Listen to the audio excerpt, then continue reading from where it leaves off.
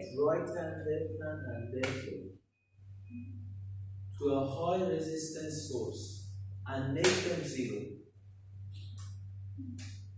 And connect these three extremities to negative pole, then we will have positive pole at hand and negative pole that are connected to these three extremities.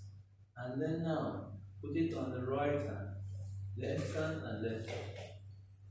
This is called central pole, central electrode. Now, you can add more information midway.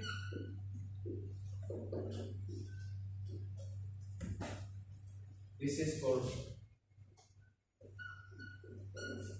left foot, left hand,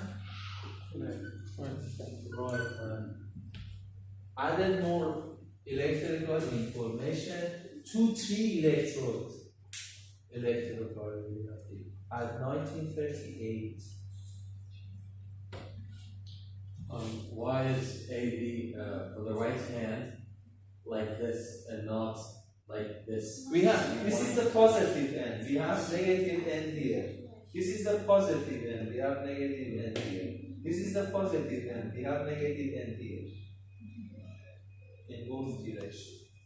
These are directed line. These are what we call arrow. It has direction and length based on the electrical potential. In the ECG, the negative one goes upside down. Exactly. You see, now ADL midway, if we move from here, this is 0. We can move from the positive end and both in negative end. How much would be the angle? 30. Minus 30. Am I right? Minus 30 for ADL, plus 90 for ADF. Up to here is 180, plus 30, 210. In positive direction, minus 150 in negative direction. Both are the same meaning. Working, calculating with positive figures is simpler than negative figures.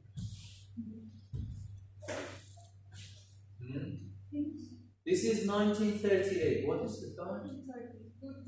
2:30. No. 2:15. We have 2:15. We have enough time. Listen.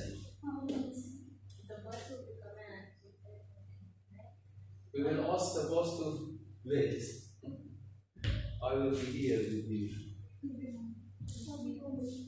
Listen.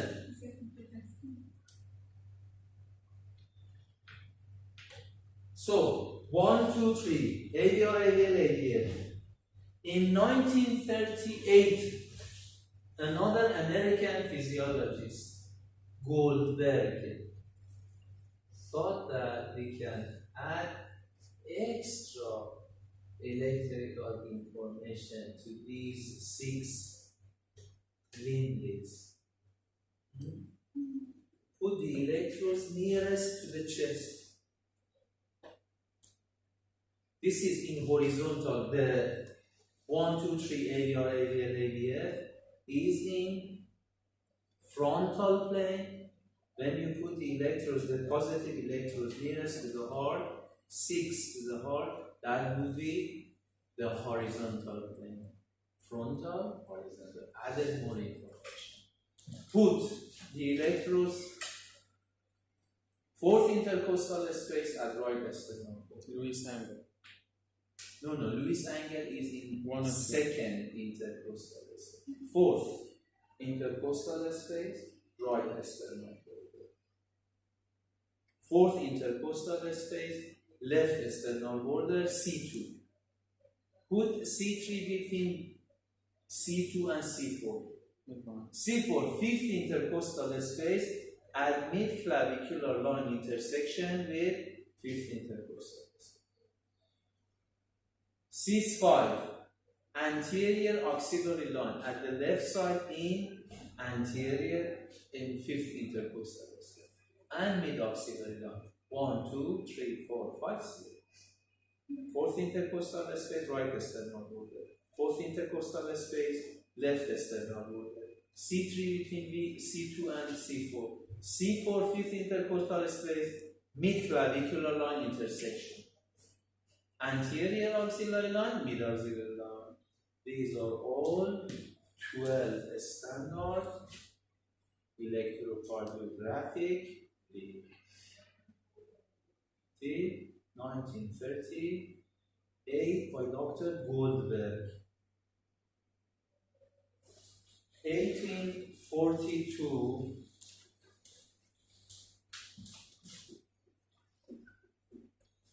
till 1924. Near 100 years.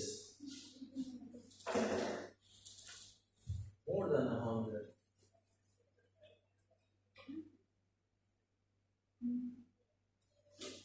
That would be 1824. Oh.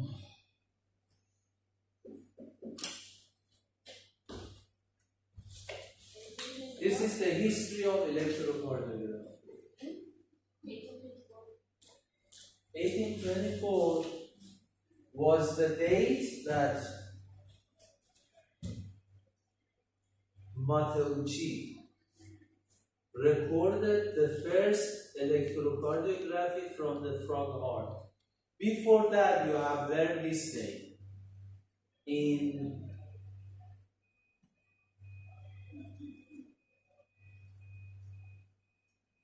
You have learned Galvani.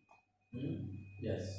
Luigi Galvani, who was the physician and physicist, recorded the first electrical current from skeletal muscles. Luigi Galvani. So, more than 100 it took till we can introduce the electrocardiography.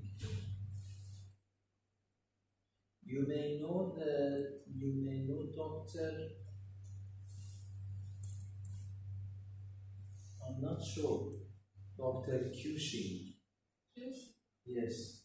You have learned Cushing syndrome in the brain and also in endocrine physiology. We didn't take endocrine. You do not know Cushing syndrome? Crushing? Cushing syndrome. See, Dr. Cushing. Is he a Chinese? American. In the United States. Okay then, it has a long history. Question? What's the name of the disease? Cushing what? Cushing is an endocrine disease. When we have, I'm not sure if I'm correct, but Cushing syndrome, if you have a high activity of adrenal gland, you have a high level of cortisol in our body, then you will have a moon face, a hump. These are Cushing syndrome. And you have also a Cushing effect in the brain.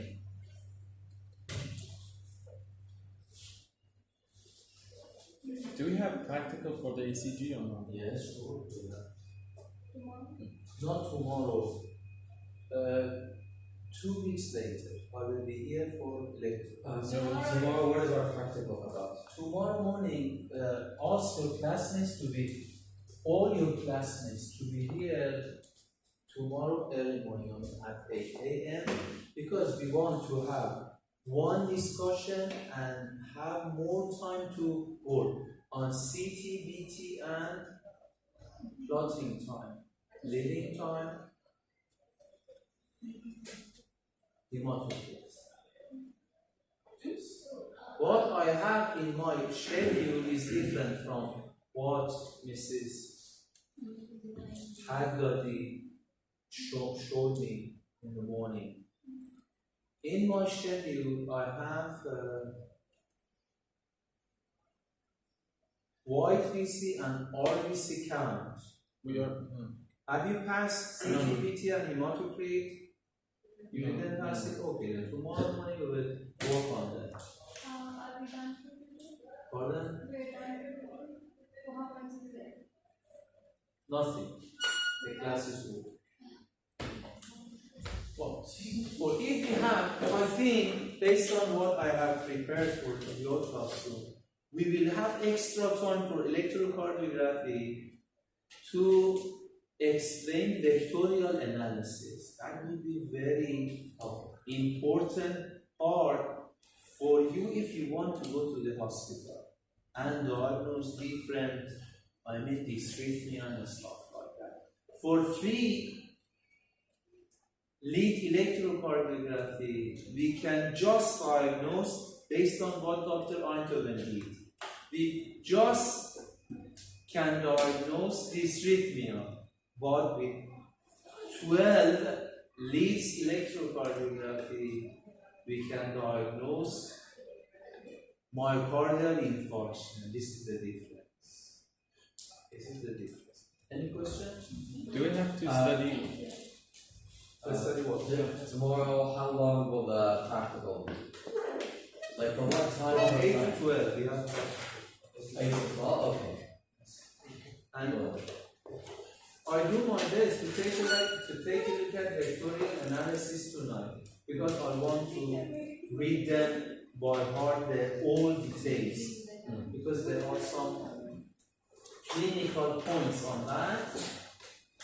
If I can manage, maybe we will have enough time tomorrow morning to cover the vectorial analysis tomorrow. Otherwise, Practical or theory? theory. Tomorrow morning. Yes. I'm sure we will have enough time. It depends on you. You see, it depends on you how you can manage your practical class. You see, you will work on theirs, and then I want you to be more proficient. How many people should be at once in the lab? In the lab. Before starting the lab, all your classmates should be present for the theoretical discussion. But after that, you will divide them into 2 groups. You see, or if we have enough space for the practical part, I'll do my best to bring you in the hall and ask Mrs. Hadley to give you